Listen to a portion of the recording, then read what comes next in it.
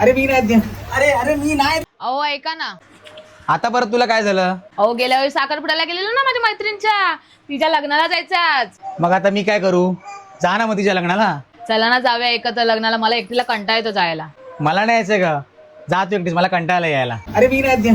अरे मी नाही. तू काय असं करते का तू? बायकोच्या तयारीमुळे आम्हाला लग्नाला पोचायला झाला उशीर. अर्धा हॉल खाली झाला होता. नवरा नवरी गेली रिसेप्शनच्या तयारीला, बाकी मंडळी गेले जेवायला. बायकोला मैत्रिणी भेटल्यावर झाल्या यांच्या गप्पा सुरू. मैत्रिणी भेटल्यावर गॉसिप मग तर झाल्याच पाहिजे. मग आम्हाला कशाला विचारायला आता, जेवण तर सुरू झालंच होतं.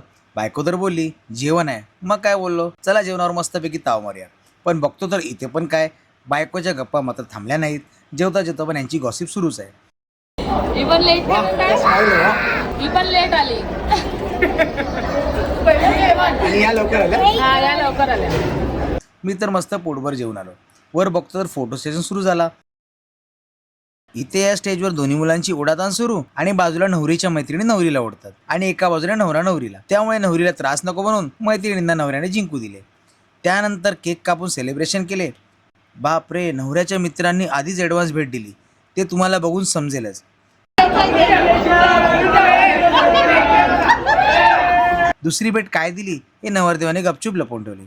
मग काय, आम्ही फोटो काढले सोबत आणि निघालो आमच्या घरच्या दिशेला. अशा प्रकारे आजचे लग्न समारंभ समाप्त झाले. धन्यवाद.